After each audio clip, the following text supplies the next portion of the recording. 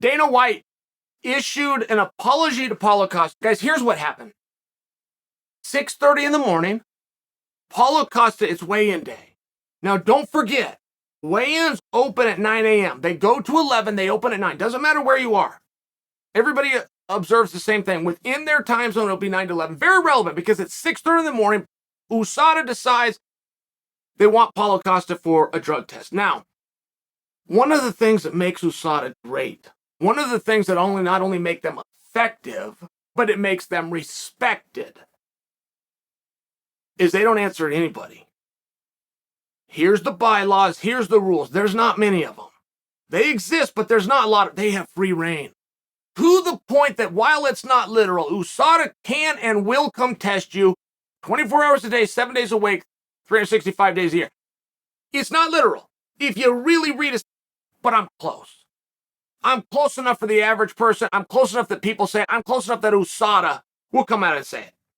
Now, dehydration, guys. Here's why Dana White apologized. Dana apologized because they came and they got Paulo. So they interrupted what he needed to do. And he's on the clock.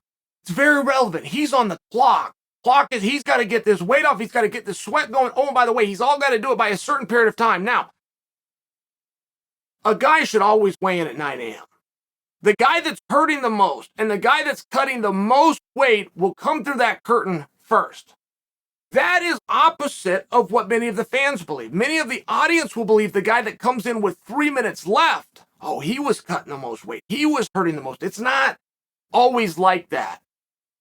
A guy will get his weight down and he'll hold it. He'll freeze right there, and then he will count the minutes. He cannot wait. He cannot go an extra second. He's that thirsty. It's the focus, and not to mention your recovery. Whenever you come in between that clock of 9 and 11, that also adds to your recovery. It's very relevant. All of this is very relevant because Dana came out and said, that's not going to happen again. I'll promise you right now, that's not happening again. Now, Dana's giving these organizations $11 million a year. Dana White's opinion matters. It's important that Dana wins this, though. If USADA wants to get in a head-to-head and say, here are our bylaws, here are our rules, and you, whether you pay us or not, your opinion doesn't matter, which is generally how they would do it. But Dana needs to win this. And here's the thing. I don't condescend to you. I'm going to tell you, you'll never understand. I'm just about to say it to you, but I'm not saying it to condescend. It is a very rare human being that will ever experience dehydration. Doctors love to throw this term out. You ever go in the emergency room, it doesn't matter if you broke your leg, whatever you did, they're going to put an IV in your arm. There are books written, and people are carrying water, right? You ever see these nerds? They're carrying water around, and then they drink it in front of you, and they tell you, oh, this is my 5th one I've had today, and I got to stay hydrated. You're not going to become dehydrated if you don't want to. Now, if you're stuck in a desert somewhere, I understand we're having a different conversation. How would you become dehydrated? Tell me how that would happen. There's a water fountain everywhere. Parks have them. Restaurants have them. Your home has. You can go to a hose on the side of the road if you want. I mean, in all fair, how are you going to get dehydrated? If you're thirsty, go drink something. It's very relevant that I say that because I know that you guys have heard opposite. Oh, no, a person could become dehydrated. No, they can't. And unless you wanted to be hydrated, which wouldn't represent very many of you, you never have and you never will. Shut up with the dehydration. It is an extremely difficult thing to go to that you go through by choice. I want to hear about the guy in the desert. Please don't do that. I get that there's exceptions, but I'm sharing this with you because people do not understand it. It is torture. It is terrible. It is part of our game.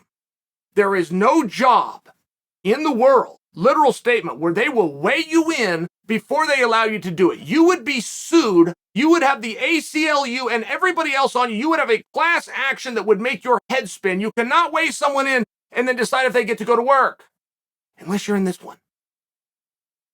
The only profession in the world. So dehydration is an extremely rare thing. One thing that USADA needs from you, they need your blood. One of the reasons that makes them so effective. They need your urine. Very important that they have both. There are different drugs that will only show up in urine and different ones that will only show up in blood. Very important that they have both. No problem here. USADA, to put this in perspective for you, by the time they lay eyes on you, Okay, they knock on your door, they come to your house, and you don't have to pee. No problem. But the time that I see you, I now never don't see you until I have your pee. If you need to go and shower, if you need to, whatever it is, I come with you. You say I can't come, you say that's private, no problem, I'm on my way, you flunked. It's important that you understand this, and the fighters do. It's a pool, and it's an elective pool. They've all agreed to these things. But Paulo Costa, who woke up at 6:30 in the morning and is, at least by belief, dehydrated, how does he produce that? When Paulo Costa talked about this, he said that USADA came to him and wanted his blood. He never talked about the urine. There's a chance there's something here and old Chael doesn't know what he's talking about. I'm talking about a standard USADA test. They're going to take your blood and they're going to take your urine. Paulo said that they took his blood. I trust that they took his urine, and I'm just trying to share why it's so important that Dana gets this one. That can take a meaningful period of time. You could be fully hydrated and you just don't, you can't produce urine. You could then go drink and have all these gallons of water. Okay, great. You still can't produce the urine until X amount of time goes by. Paulo's on the clock. Paulo does not have 40 minutes to give to this. He does not have an hour to give to this. Statistically speaking, if you guys want to go and Google this and look this up, it will take between 45 minutes and an hour and 15 minutes until you have to pee. So even if he tried to force himself, he can't do it. He's dehydrated. What's he going to do? He's going to go drink water? It's what you guys would do. If I came to you and told you there's a urinalysis, you must give it to me, and I'm not going to leave you until you do. You will start drinking water. Paulo can't drink water. He can't put anything into his body. As a matter of fact, he's trying to take water out of his body. It's a really tough spot. It's a really tough spot. It was very honorable, and it was very polite that Dana apologized to him. It was very honorable and polite that Dana said, that's not going to happen again. I know there's going to be pushback. I know there's going to be, but nobody tells USADA what to do. It's what makes, I know there's going to be. Dana needs to win this. He needs to win this. There are reasons that a person on the day of weight, they haven't slept the night before.